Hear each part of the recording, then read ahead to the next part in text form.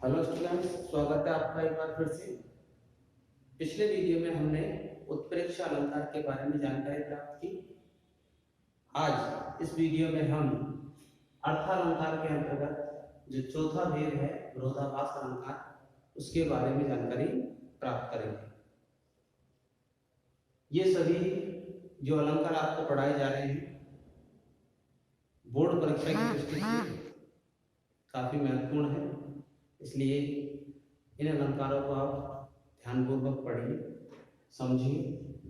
यदि किसी प्रकार की समस्या आती है तो आप व्हाट्सएप, मोबाइल आदि के माध्यम से संपर्क कर अपनी समस्या का समाधान कर सकते हैं।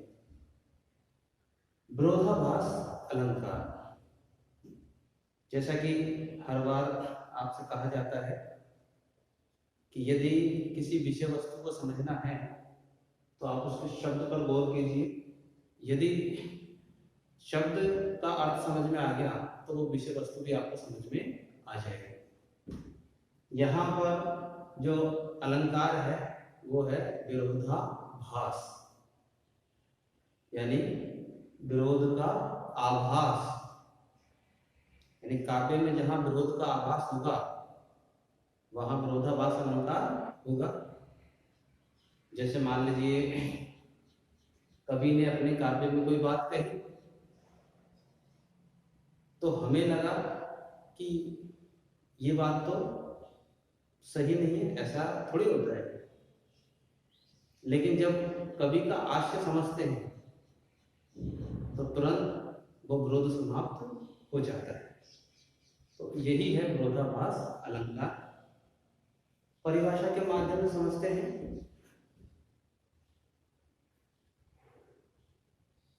काव्य में जहां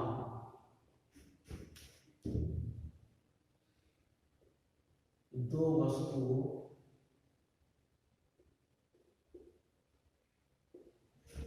में परस्पर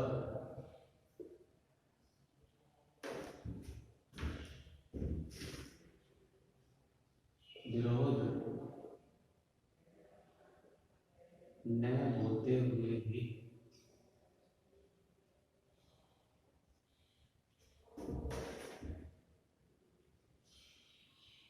विरोध का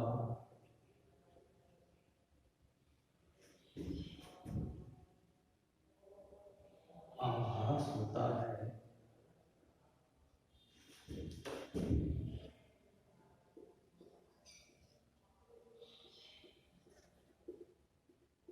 तो उसे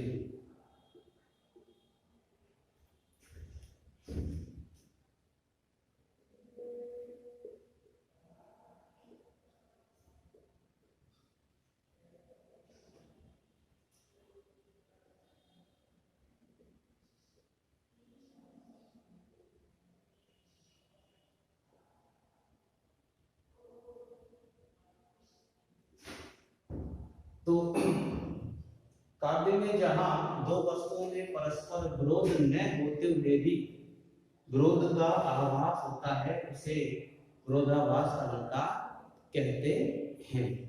यानी कवि ने जो शब्द योजना रची है उसको पढ़ने पर हमें विरोध का आभास प्रतीत होता है कि नहीं, ये ऐसे नहीं हो सकता है, कवि ये बात कैसे कह सकता है।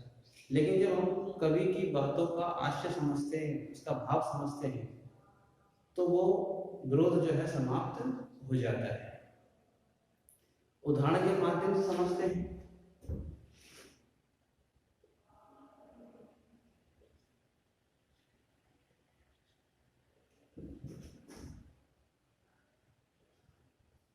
या अनुरागी चित्त की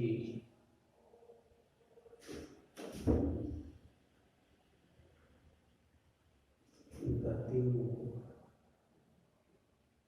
समझे कोई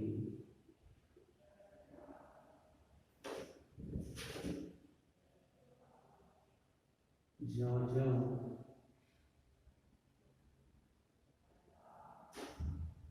बूढ़े श्याम रंग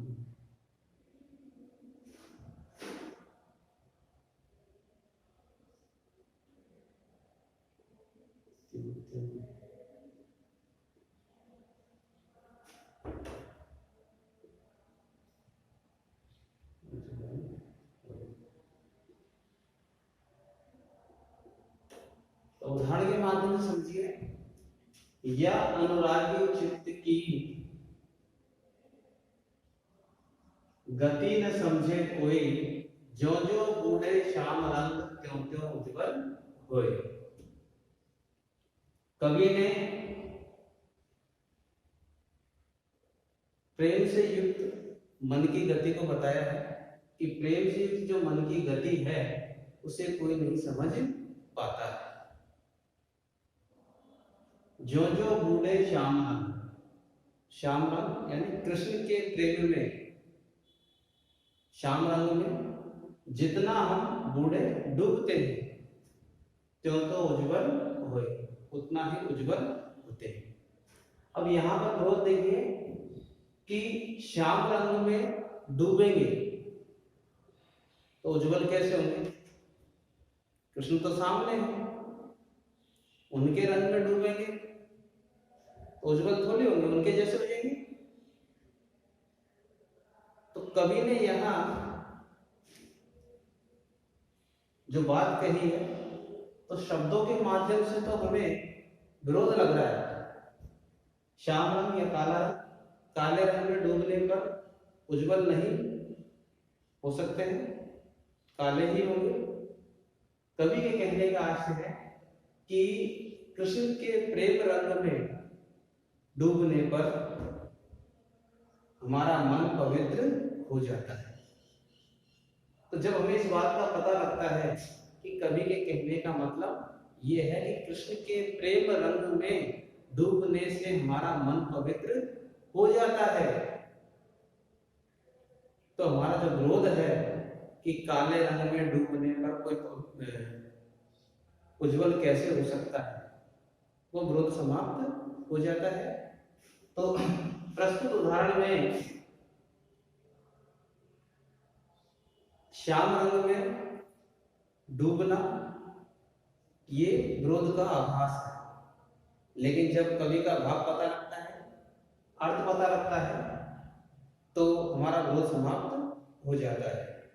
याद रखिए ये अर्थालंकार है, अर्थ महत्वपूर्ण है, शब्द महत्वपूर्ण नहीं है। शब्दों से तो हमें विरोध का आभास हो रहा है, लेकिन जैसे इसका अर्थ पता लगता है तो हमारा विरोध समाप्त हो जाता है। यही विरोधाभास अलंकार है। अन्य उदाहरण के माध्यम से समझिए।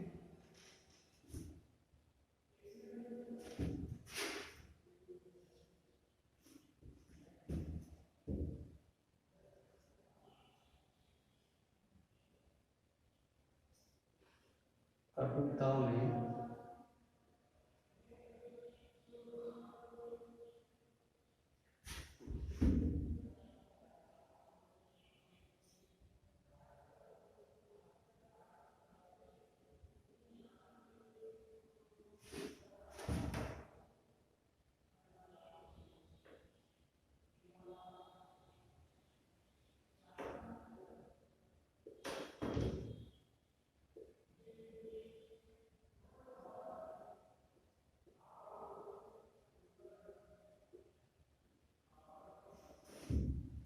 प्रस्तुत पंक्तियों में कवियत्री कहती है, कटुता में मिठास पाती हूं, दिव्य अमृत में गरल मिला है। गरल, गरल का मतलब होता है विष। अब देखिए कटुता में मिठास है, विरोध का आभास। कटुता में मिठास कैसे मिल सकती है? संभव ही नहीं है। दिव्य अमृत में गरल मिला है, और जो दिव्य अमृत है उसमें विष की प्राप्ति कैसे हो सकती है? तो यहाँ परस्पर, परिभाषा के अनुसार देखिए, परस्पर विरोध का आभास हो रहा है, लेकिन विरोध नहीं है। कवि की बातों में विरोध नहीं है। जब इसका अर्थ समझेंगे तो विरोध समाप्त हो जाएगा। तो कवियत्री के कहने का मतलब यह है कटुता से तात्पर्य है कि यदि कोई व्यक्ति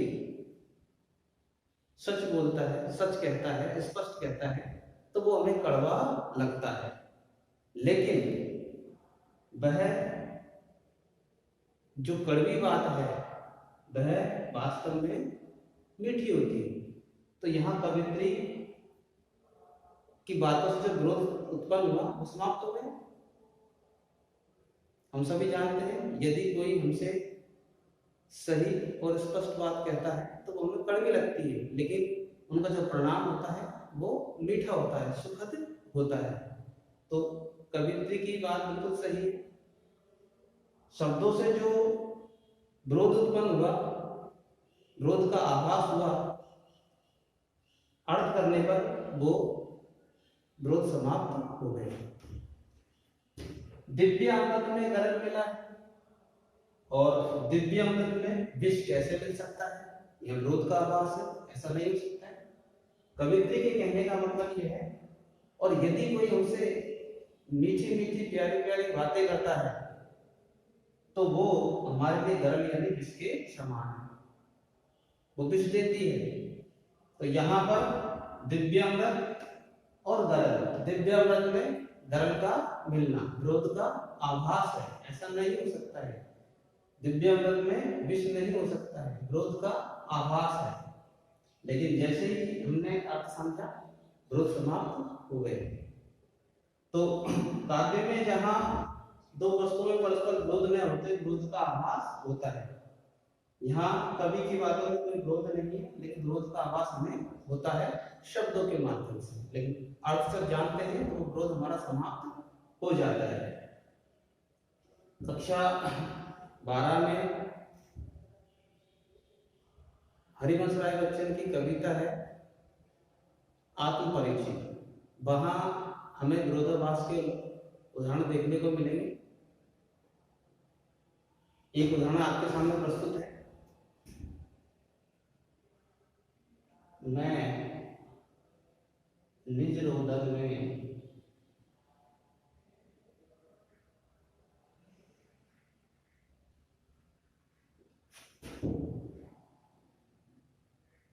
राग लिए फिरता हूं।